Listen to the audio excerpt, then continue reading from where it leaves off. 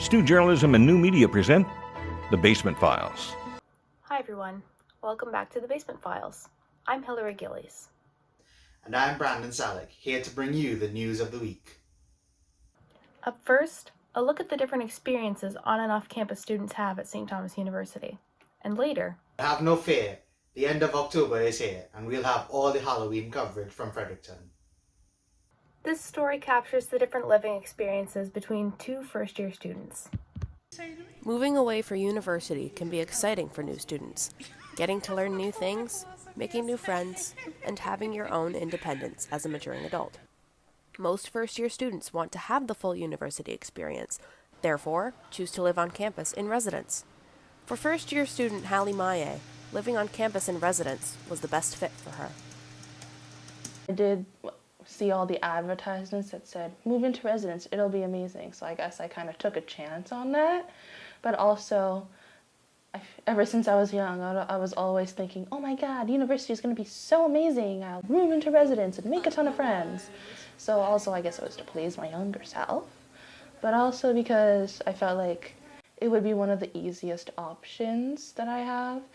By living on campus, Hallie doesn't have to worry about things like public transportation or walking long distances, as everything that she needs is close by.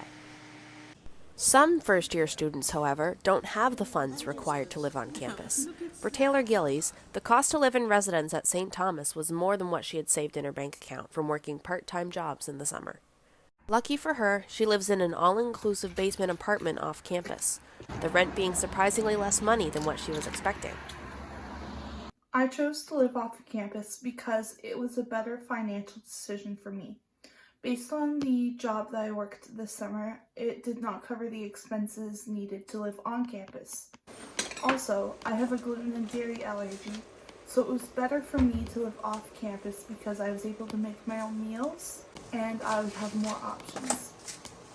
Regarding transportation, Taylor travels to campus by car since it's only a 4-minute drive to get there from her apartment. Living on your own is a first-time experience for many students attending St. Thomas University. Many have found their home away from home, not just in residence or in an apartment, but also in the company of each other, growing and maturing together. With inflation on the rise, many Canadian senior citizens are wondering how they will be able to cope with the increased cost of living. Rachel LaForge has the details. With inflation at a nearly 40-year high, Canadians are feeling the financial strain. Many Canadian seniors live on fixed pensions or depend on government benefits such as the Canada Pension Plan, which, with its once-a-year adjustment each January for inflation, hasn't caught up with recent increases in the cost of living. Between the difficulties brought on by 2 years of living through the pandemic, the cost of aging, and the ever-rising cost of living, Canada's seniors are caught in a pressure cycle, with one cost amplifying the next. We keep a book that keeps track of all our purchases, so we know how much money we got at the end of the month, and it helps control the spending a bit. So you know, you got so much, you got to only spend so much, and that makes it balance out. Like many, the Pollocks are having to make some difficult decisions regarding their assets and spending. There aren't just many fun shopping days or extra activities anymore. Seeing as the inflation is so high, we're very careful with what we buy. We're retired and on a fixed income, and we either shop the sales or we get a no-name brand or a store brand instead of the original brands. Various government programs are not designed to keep up with rising costs.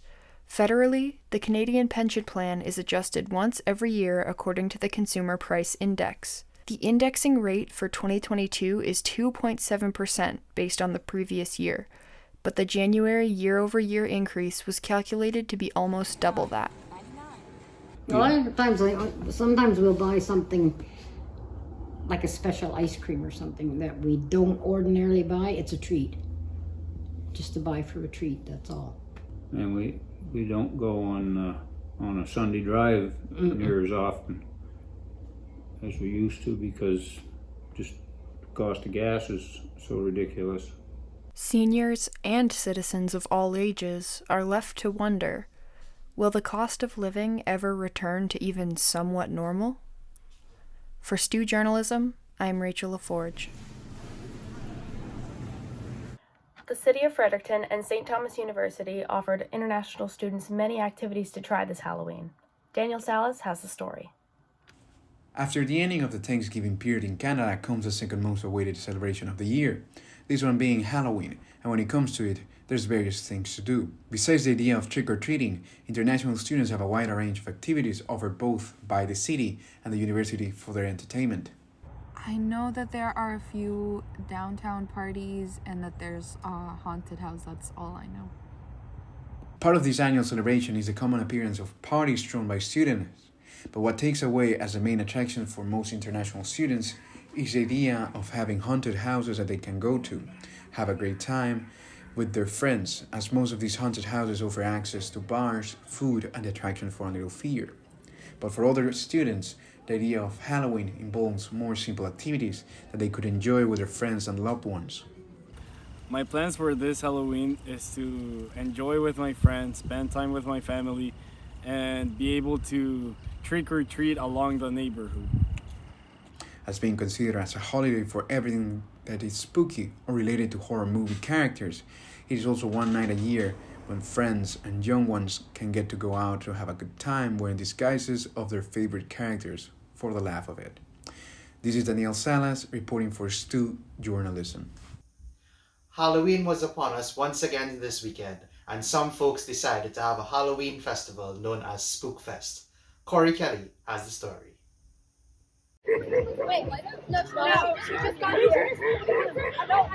Saturday, October 22nd, the Hanwell community held a Spookfest and over 300 people attended.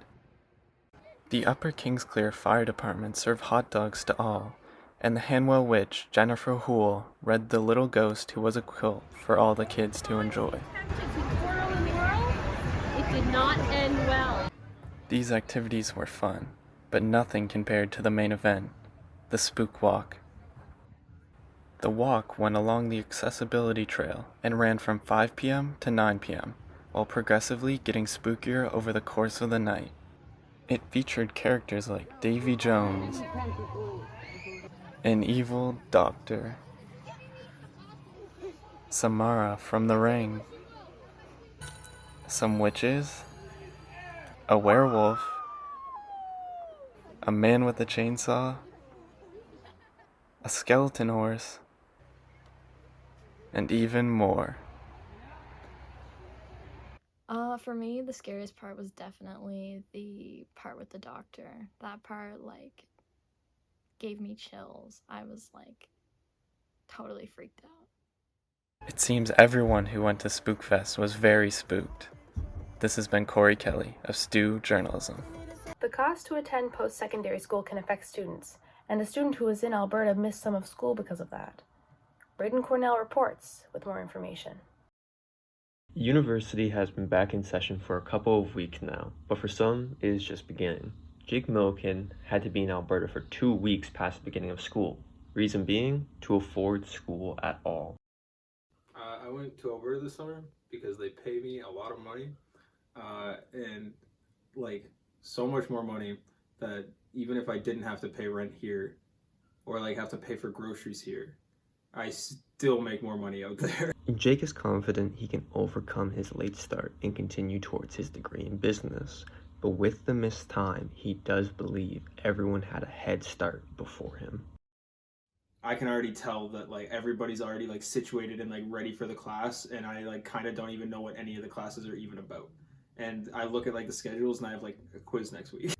The irony of the situation is obvious, and Jake himself notes the hypocrisy of having to miss the first 2 weeks of school to be able to even afford to go.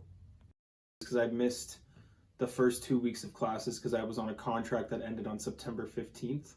And because of that contract, I made an extra 2 weeks pay as a bonus, which is why I'm able to afford school. But I also had to miss school to go to school. In the end, Jake knows he can get past this setback. Reason being? It's my classes are mad easy. And this is Braden Cornell reporting for Stu Journalism. The McCain Pavilion construction has finally been completed, allowing residents of Fredericton to finally see what it's been keeping inside. Kate Benjamin brings us the story. The Beaverbrook Art Gallery unveiled the long-awaited Harrison McCain Pavilion in early September. The new state-of-the-art expansion has been in the works for almost 3 years after being set back when COVID hit. The pavilion wants to be known as Fredericton's living room. People can come in, hang out, there's some great seating, they can check out the new gift shop, they can purchase something from the cafe, and we're hoping that people will be excited, go in, check out the exhibitions, and see all the great New Brunswick art that we have on display. You can enter the pavilion free of charge to enjoy a snack and a coffee from the Beaverbrook Cafe, run by Chess Piece. You can also visit a new and improved gift shop in the pavilion. From children's books and toys, publications that go with the exhibitions, wine glasses, candles, jewelry, and much more, the gift shop has been revamped to attract all kinds of shoppers. It's a mix of things that are directly related to the art, but then also just nice gift items for your home or as a present for someone else. I wanted all kinds of shoppers to come in here and find something that they'd like to take with them to remember the Beaverbrook, but then to also stop in here when not shopping for art. Artwork and sculptures have been placed in the pavilion to give visitors a taste of what they can expect once entering the gallery. The floor-to-ceiling windows and comfy chairs makes the space ideal for studying or enjoying a good book. The Atlantic Gallery, the Canadian Gallery, the Orientation Gallery, and half of the International Wing were being used as storage during the construction. They are now open again and are packed full of amazing artwork from the gallery's permanent collection and traveling exhibitions. Other notable exhibitions on display are an amazing mural by Deanna Musgrave and, of course, the famous Santiago El Grande by Salvador Dali. The wait for the new Harrison McCain Pavilion was worth it. It isn't only the home of beautiful artwork, it's a work of art itself. This is Kate Benjamin for Stu Journalism. That's it for today.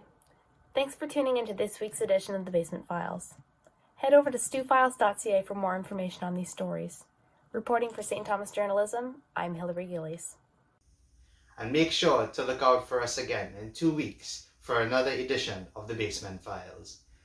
And I'm GilliesSalick. Have a good reading week. Goodbye.